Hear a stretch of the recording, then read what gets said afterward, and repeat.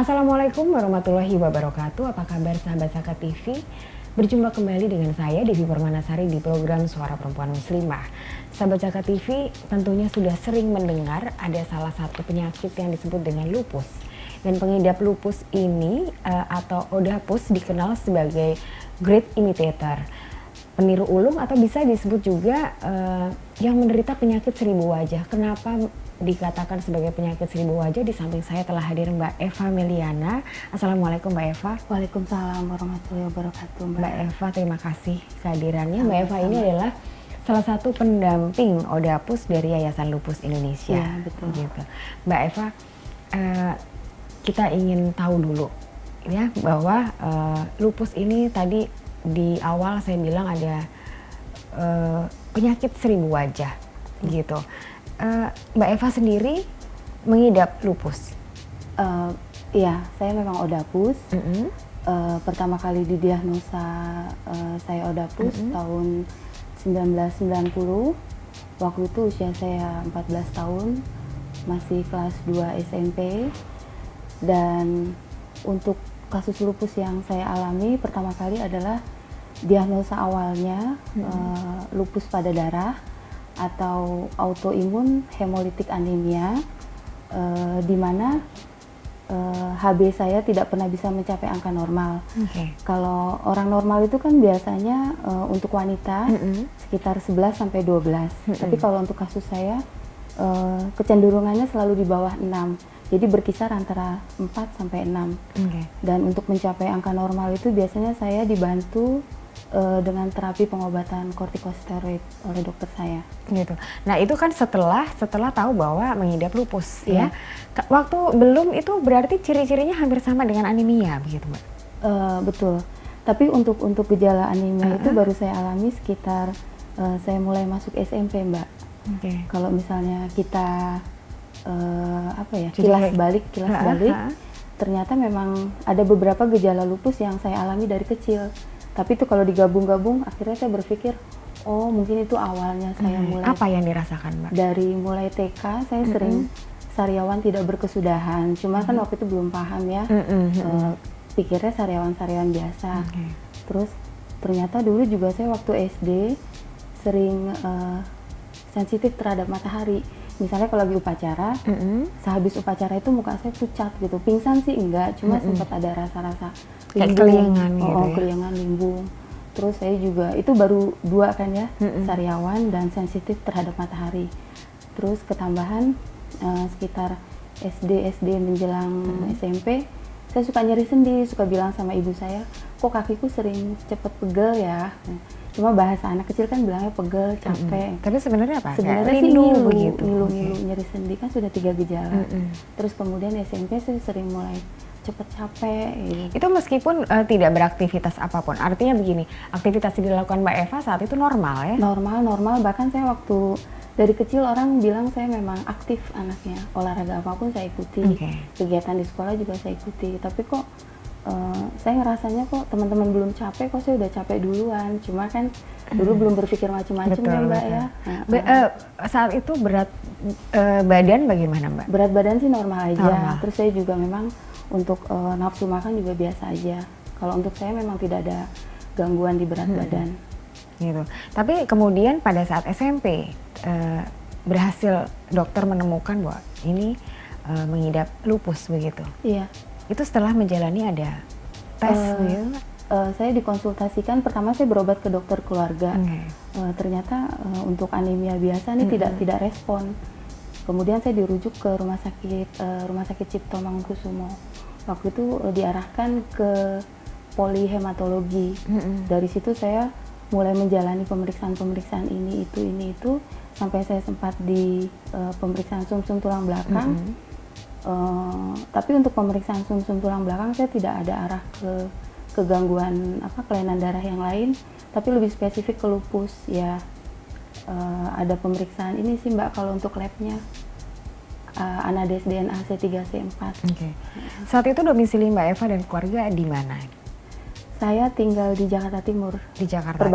Berarti tapi di Jakarta ya, bukan di daerah perbatasan gitu. sih, lebih tepatnya di Bekasi. Oke. Ya. Tapi jangkauan untuk ke Jakarta dekat, jadi proses untuk pengobatan, untuk tes itu lebih mudah. Termasuk gitu kurun waktu 6 bulan menurut saya untuk ukuran zaman dulu ya Mbak, nggak terlalu lama sih. Itu tidak terlalu lama, Iya, begitu. Nah Mbak, kalau begitu ya, apakah kesulitan untuk mendeteksi dari awal ya bahwa itu lupus gitu ya? Karena tadi kan ada macam-macam, ada sariawan, ada nyeri, ada pegel-pegel, terus ada yang ketidaktahan akan matahari. Itukah yang dikatakan bahwa lupus ini adalah penyakit 1000 wajah gitu? Kita bisa bilang itu penyakit 1000 wajah kan dari nyeri sendi itu Mbak.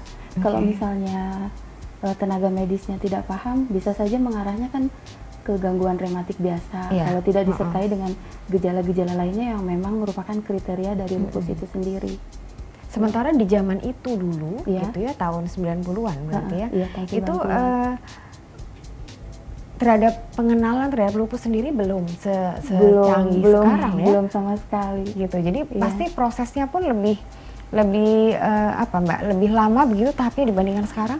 Iya betul, perbedaannya jauh sekali Mbak, apalagi sekarang kan akses informasi sudah lebih mudah ya, internet, website. Gitu. Nah Mbak, tapi begini, setelah begitu dokter mengatakan bahwa Mbak Eva mengidap lupus gitu ya, positif lupus gitu, apa yang dirasakan Mbak Eva? Apakah keluarga Mbak Eva pastinya apa itu lupus, terus mencari di mana ini penyakit apa begitu? Jujur waktu masih kecil itu kan hitungannya saya masih kecil ya, 14 tahun. SMP. Saya belum berpikir terlalu jauh. Saya pikir waktu itu mungkin ini sakit-sakit biasa aja. Nanti kalau sudah diobati, sudah mengikuti saran-saran dokter juga nanti akan sembuh sendiri. Tapi ternyata kan perjalanannya ke sini kan up and down. Saya baru bisa merasakan bahwa lupus ini benar-benar mengganggu hidup saya saat saya memasuki SMA. Iya. Tapi pada saat itu orang tua sendiri pengertian terhadap lupusnya bagaimana? Jujur orang tua saya kalau untuk awal-awalnya mungkin karena keterbatasan informasi lagi ya Mbak, ya belum paham juga. Tapi kemudian saya pada saat SMA itu ya akhirnya kita mulai berpikir ya memang ini penyakit yang tidak bisa dibilang ringan karena kan terbukti up and down. Saya berkali-kali ke rumah sakit, saya juga tidak bisa melakukan kegiatan seperti teman-teman yang lainnya. Dan akhirnya Mbak Eva pada saat SMA itu sudah mulai untuk dirawat di rumah sakit dalam kurun waktu lama begitu Mbak? Iya, SMA saya sempat ada beberapa bulan saya di rumah sakit. Saat itu apa yang terserangnya di bagian mana? Itu kekambuhan sepertinya Mbak, kekambuhan berat, tetap dengan kasus darah, cuma memang seperti kambuh, seperti bom gitu, bom meledak. Apa yang dirasakan saat itu Mbak? Jadi saya transfusi itu tidak bisa bertahan lama. Setiap transfusi 2 bag, ini bahasa awam saya 2 bag 2 kantong, dalam seminggu sudah turun lagi. Kalau transfusi HB-nya bagus, menurut saya ini 10, sudah bagus. Tapi nanti seminggu kemudian 65. Padahal saya nggak kegiatan apa-apa. Hanya di tempat tidur istirahat aja. Total di tempat tidur. Mbak Eva, kita akan lanjutkan bagaimana sahabat Caka TV Mbak Eva dengan semangatnya akhirnya bisa menjadi seperti sekarang ini setelah melewati bahkan down ya Mbak ya. Sampai bersama kami di Suara Perempuan Muslimah.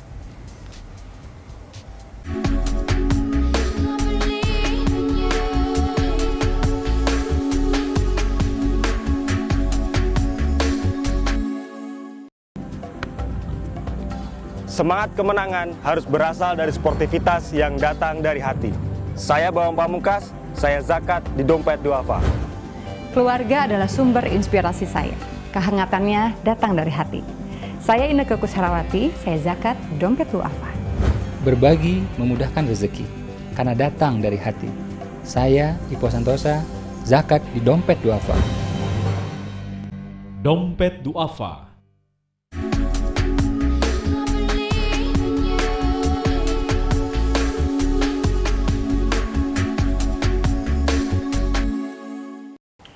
Sahabat Zakat TV, kita lanjutkan perbincangan menarik tentang Mbak Eva Meliana yang berjuang untuk mengatasi penyakit yang dideritanya yaitu lupus. Mbak Eva, kita lanjutkan ceritanya ya. pada saat Mbak Eva tadi SMA itu masa di mana Mbak Eva mengalami tingkat keparahan, begitu bisa dibilang begitu? Bisa dibilang sedang parah-parahnya. Gimana Mbak ceritanya? Kasusnya sama seperti waktu saya didiagnosa lupus, cuma derajat keparahannya memang lebih berat. HB saya sering drop. Jadi ketika ditransfusi, dokter memutuskan untuk transfusi karena memang dengan kortikosteroid tidak memberikan hasil yang bagus. Akhirnya dikombin untuk pengobatan dan transfusi itu. Jadi transfusi tidak bisa bertahan seperti yang lain-lainnya. Jadi cepat drop lagi, Mbak. Hari ini transfusi 2 bag, 2 kantong, hasil 10, sekian. Untuk saya kan bagus 10, Tadi normalnya berapa? Normalnya 12 ya. Terus kemudian seminggu kemudian bisa drop lagi. 6, 5. Pada saat itu untuk mendapatkan darahnya saja ada kesulitan. Cukup sulit. Golongan darahnya Mbak Eva apa? Bukan darahnya yang sulit, jadi lebih kepada penyesuaiannya. Bukan. Kalau sekarang kan kita bisa cari darah tuh pagi kapan aja. Kalau dulu tuh kita sampai ngantri jam-jaman gitu, Mbak, dari sore sampai tengah malam. Jadi proses untuk mendapatkannya saja sudah. Dan sementara Mbak Eva sendiri kan juga ini harus cepat gitu ya, cepat harus cepat mendapatkan darah. Nah Mbak Eva itu Mbak Eva tadi kan harus ada pengobatan kortikosteroid. Ada beberapa orang atau bahkan lebih banyak yang ada dampak ya, ada moon phase seperti itu. Kortikosteroid itu kan tidak sembarangan ya gitu. Apakah Mbak Eva juga mengalami hal itu? Iya, pasti saya mengalami muka bulat ya, yang kita sebut dengan moon phase itu.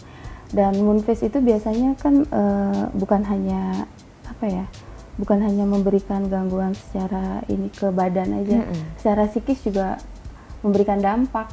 Karena kan tadinya muka kita biasa aja, terus jadi moon phase gitu kan perlu kepercayaan diri yang lumayan juga untuk bisa berhadapan dengan orang-orang yang bukan keluarga dekat. Berapa lama tuh Mbak menderita? Maksudnya harus mengalami moon phase itu? Kalau untuk kasus saya waktu itu sekitar lebih dari setahun. Dan karena selama itu juga Mbak, tergantung dosis pengobatannya. Berarti selama itu juga Mbak Eva tidak berinteraksi keluar gitu? Enggak juga sih, kalau untuk benar-benar drop mentalnya itu di bawah 1 tahun. Drop mental yang dimaksud bagaimana Mbak? Jujur saya untuk berinteraksi dengan orang luar tuh agak-agak gimana ya, ngomong gemeteran gitu loh Mbak. Itu jadi mempengaruhi secara psikologis ya? Karena kan saya pertama memang kondisi fisik sudah jelas. Terus yang kedua juga, ini sebenarnya saya sakit apa sih? Kok bolak-balik, terus ke rumah sakit kok nggak berhenti-berhenti. Jadi gitu. Antara bingung, gelisah, terus ada mungkin malu. Sementara tempat bertanya yang memang bisa memahami saya sebagai odapus juga kan saat itu belum ada, Mbak. Tapi siapa? Meskipun belum ada, tapi siapa tempat biasanya, yang paling nyaman? Sudah pasti orang tua, Mbak. Cuma kalau orang tua bukannya saya ini ya, kan pemahamannya tetap aja beda. Nah, Mbak Eva sendiri pada saat di masa meskipun drop, tapi mungkin ada masa-masa di mana Mbak Eva bisa berkegiatan begitu. Mbak Eva juga mencari informasi. Dulu saya paling mencari informasi hanya berdasarkan dari buku-buku aja, Mbak.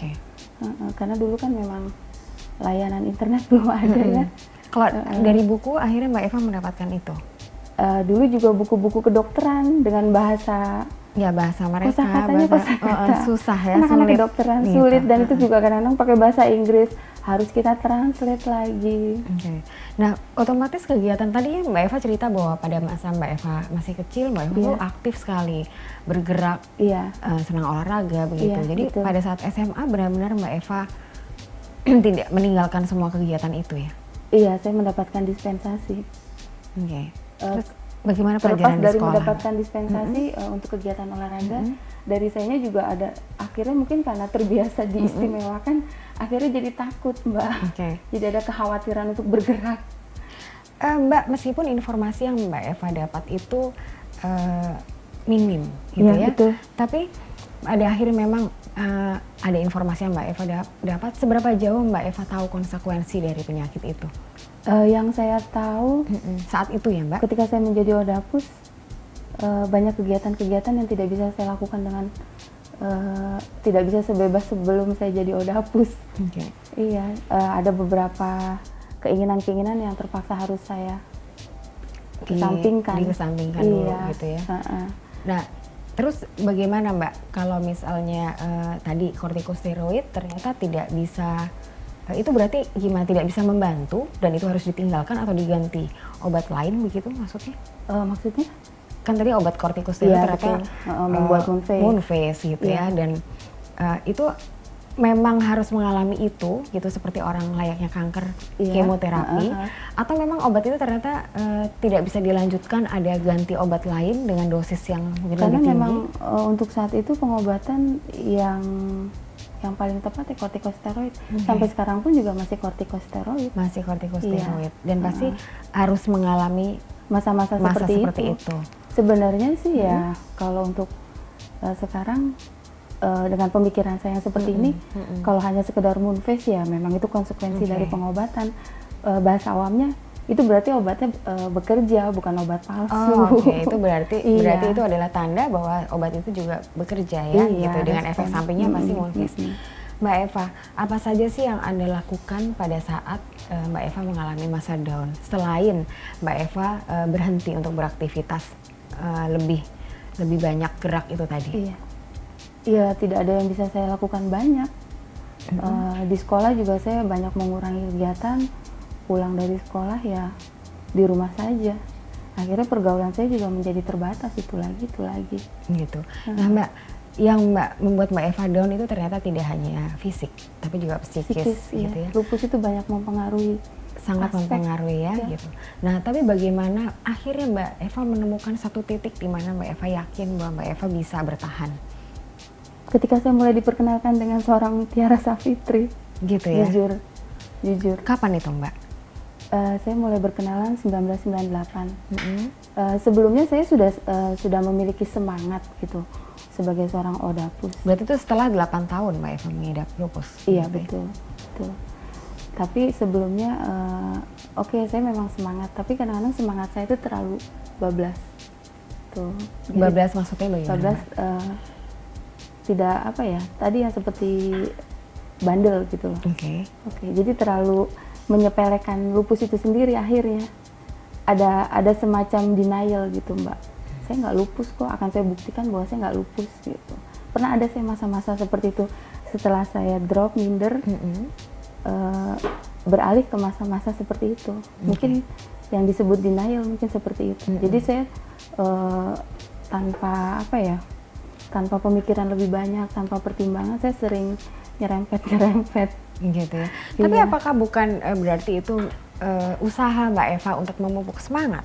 Tapi kalau terlalu berlebihan juga nggak benar juga Mbak. Itu kalau menurut saya akhirnya mengarah ke tindakan nekat tanpa pertimbangan. Contoh realnya seperti apa Mbak? Contohnya apa ya? Misalnya harusnya sudah masuk rumah sakit gitu. Mbak Eva nggak mau. Tapi saya tidak konsekuen gitu melakukan tindakan apa yang akhirnya membuat kondisi saya menjadi lebih baik. Setelah bertemu dengan Mbak Tiara Savitri, otomatis informasi yang didapat jadi semakin banyak. Begitu. Dan apakah Mbak Tiara akhirnya menjadi tempat untuk curhat? Sebenarnya nggak semata-mata. Awalnya iya, tapi kan akhirnya kita juga menjadi saling. Tapi tetap Mbak Tiara, bagi saya, kalau Mbak Tiara suka protes nih kalau saya bilang gini, bukan saya aja, teman-teman ODAPUS dan saya suka bilang Mbak Tiara itu inspirasi kita. Nah, Mbak Tiara suka protes nih. Gitu. Kita akan Mbak di episode mendatang gitu ya, kita akan usahakan untuk kita hadirkan sahabat Jaga TV Mbak Tiara Savitri. Kita akan berbincang lebih banyak dengan Mbak Tiara Savitri. Tapi saat lagi kita juga akan ngobrol lebih banyak lagi tentang peranan Mbak Eva Meliana di Yayasan Lupus Indonesia. Saat lagi bersama kami di Suara Perempuan Muslimah.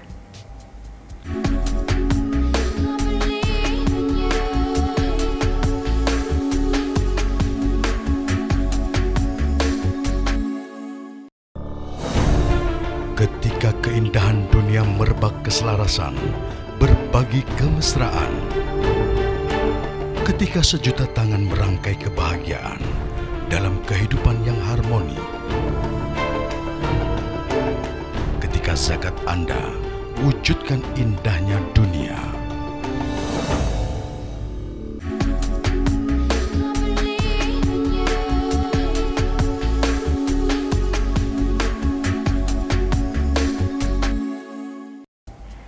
Sahabat Zakat TV, kita lanjutkan lagi perbincangan menarik kita tentang lupus dan bagaimana Mbak Eva akhirnya menemukan semangat, gitu ya. Mbak Eva, tadi Mbak Eva sudah menemukan titik di mana Mbak Eva ada yakin di situ. Iya. Yakin di situ meskipun ada sedikit kebablasan gitu ya Mbak ya. Iya, gitu. pernah mengalami masa-masa seperti Mbak itu. Eva ketemu dengan Mbak Tiara Savitri. Iya, betul. Tapi meskipun sudah ada sosok Mbak Tiara sekarang menjadi inspiratif, buat inspirasi buat Mbak Eva. Iya. Tapi kan tetap bagaimana itu berpulang kepada diri Mbak Eva. Iya, motivasi terbesar tetap diri kita ya. Nah, bagaimana Mbak Eva akhirnya mengembalikan dari yang kebablasan itu jadi agak stabil gitu? Ya itu Mbak, setelah saya berkenalan dengan Mbak Tiara, saya diperkenalkan sama, kebetulan dokter kita sama, Prof. Zubairi Jurban. Dari situ saya banyak mendapatkan support, banyak mendapatkan pengarahan melalui sharing-sharing dari Mbak Tiara. Terus kemudian saya juga diperkenalkan dengan teman-teman Odapus yang lainnya. Saat itu Yayasan Lupus Indonesia sudah terbentuk? Waktu itu belum. Oh, belum. Tapi saya sebenarnya saya bukan pendiri, tapi saya tahu betul bagaimana Yayasan Lupus itu berdiri. Jadi akhirnya setelah bergabung gitu ya. Itu sudah mulai akhirnya si Yayasan Lupus Indonesia didirikan begitu ya? Iya, tahun 1998. 98. Ya nanti kalau kita undang Mbak Tiara, saya akan banyak beliau kompetisinya beliau. Mengulas tentang Yayasan Lupus Indonesia dan peranannya. Tapi kembali lagi Mbak, apa sebenarnya yang Mbak Eva temukan setelah ada dua sosok ini, Mbak Tiara dari sisi yang menyemangati, kemudian Profesor Dr. Zubairi Jurban dari penanganannya, pengobatan harus bagaimana yang baik, gitu. Kalau dari Mbak Tiara Savitri, saya banyak melihat contoh nyata. Contoh nyata, ya sebenarnya kita semua tuh sama, walaupun sama-sama Odapus. Yang penting asal ada niat dari dalam hati. Sesuatu yang tidak bisa kita lakukan itu insya Allah pasti bisa. Yang penting kita tahu bagaimana cara hidup bersama lupus. Berdamai di sini bukan berarti kita terus memberikan kesempatan lupus untuk merajalela dengan semena-menanya di tubuh kita, tidak. Tapi bagaimana kita bisa mengontrol, kita lebih peka ke badan kita saat lupus mulai mau flare up nih, mulai kambuh, kita juga harus tahu diri seperti apa. Jadi masih ada kadang kambuh begitu ya Mbak? Kadang kambuh itu tergantung bagaimana kita kembali ke diri kita. Karena kan untuk tetap stabil lupus itu kita harus punya apa ya? Mungkin lebih kepada jam terbang, keterampilan untuk bisa mengelola diri kita. Mulai dari kombinasi pola makan yang baik, pola pengobatan, terus kemudian pengelolaan cara pikir kita dalam mengelola stres. Terus kitanya juga mesti bisa bisa selalu berpikir positif terhadap segala sesuatu yang terjadi di kehidupan kita, Mbak.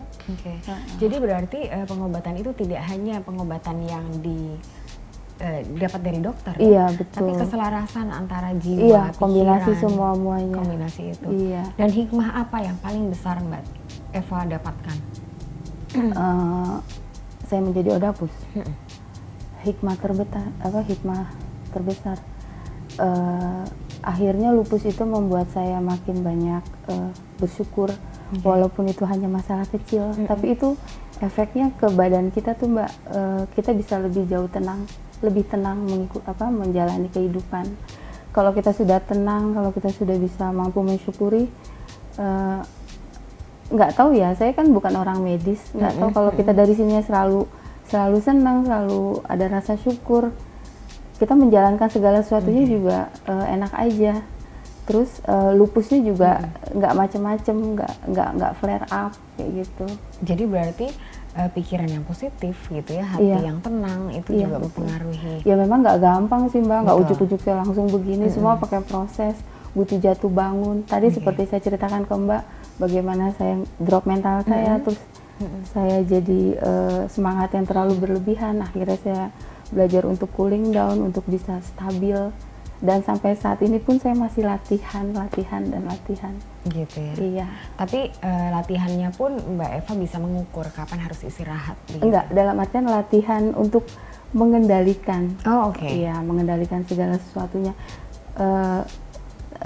Yang tadi saya bilang kan semua itu kombinasi keseimbangan. Iya, betul. Yang paling sulit itu adalah mengontrol diri sendiri, terutama emosi. Dan itu memang pengaruh di lupus. Tapi sekarang gimana Mbak Eva? Apa sudah bisa menemukan atau bisa mendapat kuncinya begitu untuk bisa kontrol diri? Sebenarnya kalau untuk bilang saya sudah berubah atau tidak, kayaknya lebih ini deh, lebih layak orang lain yang menilai. Oke, gitu. Tapi yang dirasakan pasti lebih Kalau banyak saya sekarang sih kemajuannya. lebih ini aja, saya ngerasa orangnya lebih cooling down ketimbang Eva yang 5 tahun yang lalu, 3 tahun yang lalu. Lebih sabar gitu ya. Mungkin. Lebih sabar. Saya lebih Terima kasih, nerimo Mbak, aja Eva, menjalani gitu. hidup. Oke. Mbak sekarang kan bergabung di Yayasan Lupus Indonesia Ya. gitu ya. Dan tadi dari yayasan ini belum terbentuk dan sekarang sudah terbentuk begitu. Banyak sekali kegiatannya. Ya. Apa sih sebenarnya peranan Mbak Eva di sini? Peranan saya sebenarnya nggak terlalu besar banget. Saya hanya mendampingi teman-teman, tapi itu memberikan kepuasan batin kepada saya. Nggak tahu ya, mungkin memang sudah panggilan hati. Jadi ketika saya melihat ada teman-teman Odapus, kok bawaannya pengen sharing, pengen support, tapi itu juga kan ada aturan mainnya Iya, juga betul, ya. betul. Kalau yang bersangkutan mengizinkan, saya akan masuk. Gitu. Saya sekedar sharing. Ya saya berbuat semampu yang bisa saya lakukan, mumpung saya masih hidup, mumpung saya masih diberi umur panjang, itu aja sih. Gitu. Dan itu insya Allah berkah Insya juga Allah. buat Dan semuanya, itu Mbak. jujur memang obat Mbak, obat untuk saya karena kan akhirnya memberikan ketenangan. Tapi kembali lagi tadi aturan lainnya, yang bersangkutan bersedia atau tidak. Gitu. Mbak yang terakhir, Iya. gitu ya, banyak sekali Odapus, saudara-saudara kita yang Odapus, Betul. sahabat-sahabat Caka TV juga di sana yang masih belum tahu. Iya. Itu apa sih sebenarnya yang harus mereka lakukan untuk bisa sama punya semangat besar seperti Mbak Eva? Ada tips Mbak kira-kira? Untuk teman-teman Odapus di seluruh Indonesia, jika memang kita sudah terdiagnosa lupus, bukan berarti terus kehidupan kita akan berhenti di situ. Lupus itu bukan akhir dari segalanya. Kita masih mampu berbuat semampu yang bisa kita lakukan. Jangan pernah mau jadi objek, walaupun kita seorang Odapus. Kita bisa berlaku sebagai subjek, misalnya ibu rumah tangga, dia bisa membesarkan anak-anaknya, bisa mengurus keluarga, dan andaikan wanita karir, dia juga masih bisa tetap berkarir di pekerjaannya, dan sebagai aktivis ataupun kegiatan apapun masih tetap bisa berkarya. Yang penting kita bisa terapkan pola hidup sehat, seperti pola makan, pola pengelolaan stres, dan kemudian olahraga disesuaikan dengan kondisi kita. Dan satu lagi, tetap untuk selalu berpikir positif terhadap apa yang ada di kehidupan kita. Oke. Terima kasih Mbak Eva sudah berbagi. Iya, terima kasih, Dan insya Allah sama-sama. semuanya ini juga pasti punya manfaat yang besar untuk Insya Allah, sahabat-sahabat Caka insya TV. Allah. Sahabat Caka TV, mendapat ujian hidup bukan berarti kita berhenti untuk hidup, bukan berarti kita menyerah, tapi itu justru harus kita hadapi untuk dapat meningkatkan kualitas hidup. Bersama kami, kita sudah panjang lebar untuk bercerita tentang Odapus dan apa itu juga lupus dan bagaimana harus kita hadapi. Kita akan berjumpa kembali dengan narasumber yang juga inspiratif di episode lainnya di Suara Perempuan Muslimah. Wassalamualaikum warahmatullahi wabarakatuh. Terima kasih ya Mbak Eva.